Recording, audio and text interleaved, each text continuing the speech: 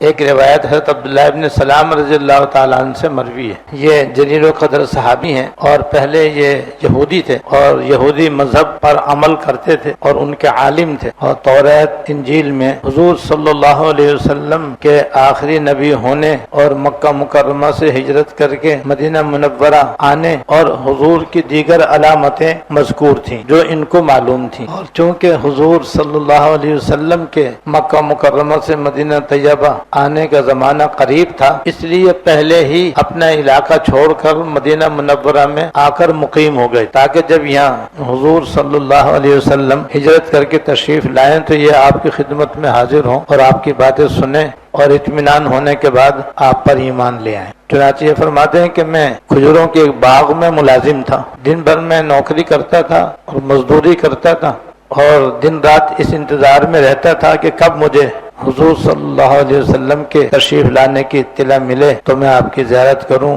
آپ کی باتیں سنوں اور آپ پر ایمان لاؤں۔ چنانچہ حضور صلی اللہ علیہ وسلم مکہ مکرمہ سے ہجرت کر کے مدینہ طیبہ تشریف لے آئے۔ فرماتے ہیں جو ہی لوگوں کو آپ کے آنے کی اطلاع ملی تو جھوک در جھوک لوگ تیزی سے آپ کی زیارت کے لیے آپ کی خدمت میں حاضر ہونے لگے۔ جس وقت مجھے آپ کی آنے کی اطلاع ملی میں کھجور کے درخت کے اوپر تھا اور کھجوریں توڑ رہا تھا، جو ہی مجھے اطلاع ملی تو شوق سے میں نے وہیں سے چھلانگ مار دی اور نیچے اترا، اور پھر میں بھی ان لوگوں میں شامل ہو گیا جو بڑی تیزی سے حضور صلی اللہ علیہ وسلم کی زیارت کرنے کے لیے جا رہے تھے۔ چنانچہ جب میں آپ کی خدمت اقدس میں حاضر ہوا اور میں نے پہلی مرتبہ آپ کا چہرہ انور کی زیارت کی اور میں نے اس میں غور کیا تو میرے دل نے گواہی دی کہ یہ منور چہرہ کسی جھوٹے آدمی کا نہیں ہو سکتا، یہ منور چہرہ اور یہ مبارک چہرہ کسی جھوٹے آدمی کا تو نہیں ہو سکتا۔ پھر میں آگے قریب ہوا تو سب سے پہلی جو بات میں نے آپ کی زبان مبارک سے سنی وہ یہ تھی، اے لوگوں آپس میں سلام پھیلاؤ، اے لوگوں سلام پھیلاؤ، کھانا کھلاؤ، صلہ رحمی کرو، اور جب لوگ سو رہے ہوں تو تہجد کی نماز پڑھو اور سلامتی سے جنت میں داخل ہو جاؤ،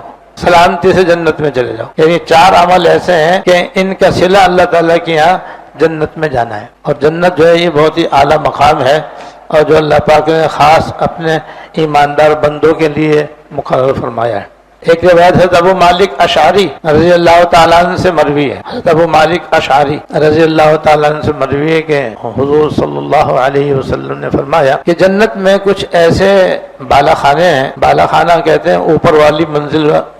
منزل کو، ایک زمینی منزل ہوتی ہے، ایک اوپر اس کے اوپر بنا ہوا ہوتا ہے تو اسے بالا خانہ کہتے ہیں، فارسی میں، اردو میں بھی بالا خانہ کہتے ہیں۔ تو اوپر والے جنت میں کچھ بالا خانے ایسے ہیں کہ وہ اس قدر صاف اور شفاف شیشے سے بنائے گئے ہیں کہ اندر سے باہر، باہر سے اندر دیکھا جا سکے، اتنے خوبصورت اور حسین ہیں اور ایسے صاف اور شفاف شیشے سے بنے ہوئے ہیں، یعنی شیش محل ہے کہ اندر سے باہر دیکھ لو، باہر سے اندر کا حصہ دیکھ لو۔ تو یہ ایسے خوبصورت محل ان لوگوں کے لیے ہیں جو کھانا کھلائیں یعنی اللہ کی رضا کے لیے۔ کوئی 3 باتیں یہاں پر، کھانا کھلائیں، سلام پھیلائیں یعنی سلام پھیلائیں، ایک دوسرے کو سلام کرنے کا معمول بنائیں، اور جب لوگ سو رہے ہوں تو یہ رات کو اٹھ کر تہجد کی نماز پڑھیں، ان کو یہ بالا خانے ملیں گے۔ تو وہی ان بالا خانوں کے تو ہم بھی محتاج ہیں، ہمیں بھی ان کی ضرورت ہے، اور جنت کا ایک محل تو ساری دنیا دے کر بھی نہیں مل سکتا، یعنی ساری دنیا کے پہاڑ سونا بن جائے اور ساری مٹی چاندی بن جائے اور سب ملا کر کے قیمت میں دیں، اور ایک بالا خانہ جنت میں ہم حاصل کرنا چاہیں نہیں حاصل کر سکتے، ساری دنیا مل کر وہاں کی ایک اینٹ کی قیمت بھی نہیں ہے، تو ایک محل کی قیمت کیسے ہوگی؟ لیکن تہجد کی 2 رکعتیں اگر اخلاص سے پڑھے، سنت کے مطابق پڑھے، تو اس کے بدلے میں اللہ تعالیٰ یہ پورا بالا خانہ اس کو عطا فرما دیں گے۔